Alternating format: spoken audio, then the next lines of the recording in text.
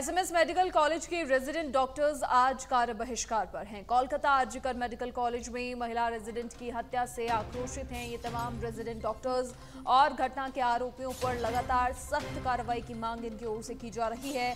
फोडा के आह्वान पर जाड ने समर्थन देते हुए कार्य बहिष्कार किया है। एसएमएस मेडिकल कॉलेज के सभी अटैच अस्पतालों में रेजिडेंट्स कार्य बहिष्कार कर रहे हैं। एसएमएस के रेजिडेंट ने रात से कार्य बहिष्कार शुरू किया और कार्य बहिष्कार से इमरजेंसी सेवाओं को हालांकि दूर रखा गया है।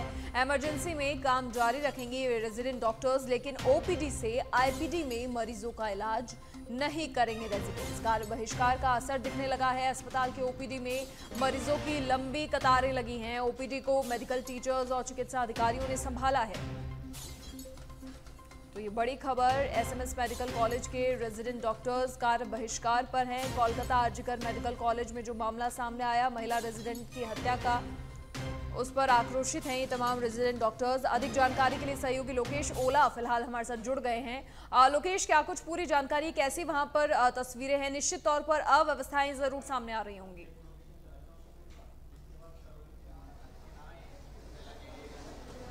देखिए मनीषा, रेजिडेंट डॉक्टर्स की ओर से सुरक्षा की मांग और साथ ही जो कोलकाता के अंदर रेजिडेंट डॉक्टर के साथ में निर्मम हत्या की गई है, उस मामले में सीबीआई जांच और दोषियों को कड़ी कार्रवाई करने की मांग को लेकर ये आंदोलन किया जा रहा है। और एसएमएस मेडिकल कॉलेज के सभी जो रेजिडेंट हैं वो आज हड़ताल पे है। एसएमएस अस्पताल से जो अन्य मेडिकल कॉलेज से अटैच अस्पताल है वहाँ पर रेजिडेंट आज कामकाज नहीं कर रहे, केवल इमरजेंसी सेवाओं के अंदर ही रेजिडेंट काम कर रहे हैं। इसके अलावा आईपीडी और ओपीडी सेवाओं के अंदर आज रेजिडेंट काम नहीं कर रहे। अभी मौजूद हम एसएमएस अस्पताल के ओपीडी ब्लॉक में, जहां की तस्वीरें मैं यहाँ दिखाना चाहूंगा कि किस तरह से मरीजों की लंबी लंबी कतारें लगी हुई है।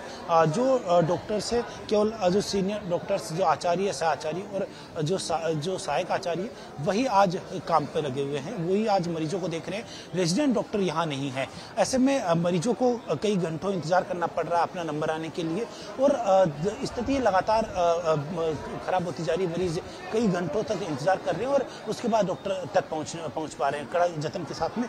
और तस्वीरें आप जिस तरह से देख रहे हैं कि जो डॉक्टर्स हैं, रेजिडेंट डॉक्टर्स हैं, वो नहीं आने के चलते आज अस्पतालों के अंदर सीनियर डॉक्टर है वो काम का समय। हमारे साथ अतिरिक्त अधीक्षक मनोज शर्मा जी है। सर, रेजिडेंट डॉक्टर आज हड़ताल पे है, किस तरह का काम प्रभावित हो रहा है आज? मोटे मोटे मरीज ओपीडी में तो देखे ही जा रहे हैं और ऐसी कोई समस्या का अभी तक सामने नहीं आया है और उम्मीद करते हैं कि जल्दी रेजिडेंट काम पे लौटेंगे तो मरीजों को जो भी असुविधा हो रही है वो दूर हो।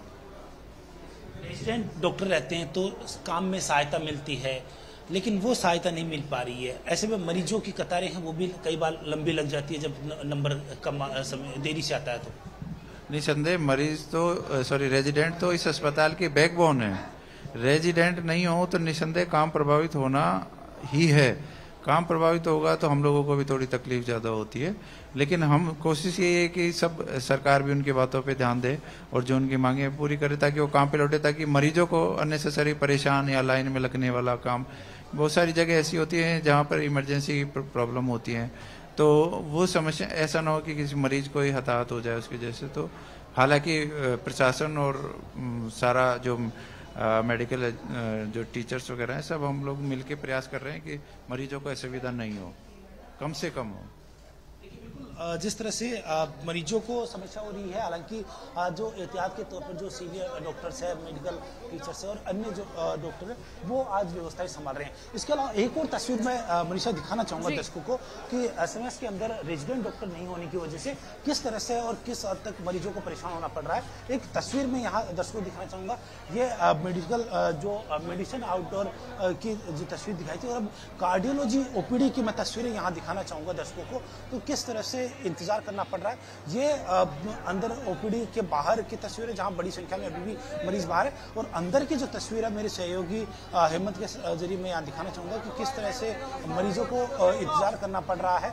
अंदर जाने के लिए हमें भी कड़ा जतन करना पड़ रहा है कि अंदर तक हम पहुंचे, और मरीज है सैकड़ों की संख्या में मरीज अभी भी जो कतार में खड़े हुए हैं और अपने बारी के आने का इंतजार यहाँ कर रहे हैं। रेजिडेंट डॉक्टर आज हड़ताल पे होने के चलते मरीजों को समय पर इलाज नहीं मिल पा रहा और इसी वजह से कई घंटों तक इंतजार यहाँ मरीज कर रहे हैं। हम बातचीत भी करेंगे। कहाँ से आए आप?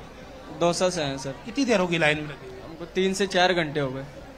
कहाँ क्या दिखाने के लिए आए थे? पापा जी को दिखवाना है सर, मंथली दवाई लेने आते हैं तो वो लेने आए हैं। बिल्कुल, देख लिए 3 से 4 घंटे तक मरीज यहाँ इंतजार कर रहे हैं और जो अंदर की जो तस्वीरें यहाँ मैं दिखाना चाहूँ मेरे सहयोग के जरिए कि किस तरह से उनको जतन करना पड़ रहा है अंदर जाने के लिए।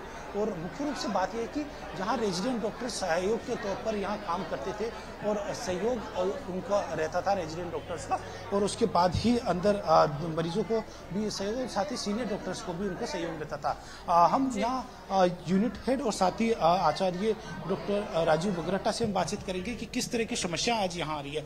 सर, रेजिडेंट हड़ताल पे हैं, कामकाज कुछ प्रभावित हुआ, हालांकि आप लोगों ने कमाल संभाल रखी, लेकिन उनका सहयोग काफी अधिक रहता था। जी हाँ, नहीं इसमें कोई शक नहीं है कि उनका सहयोग हमारे लिए काफ़ी इम्पोर्टेंट रहता है।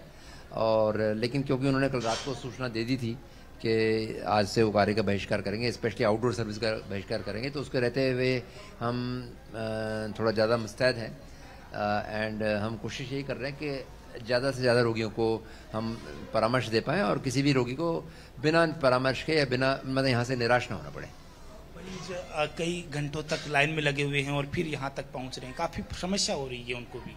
हाँ, वो है हमेशा यहाँ तो एक तरह से रोगी पूरे राजस्थान भर से आते हैं, तो भीड़ का तो हमेशा दबाव रहता है।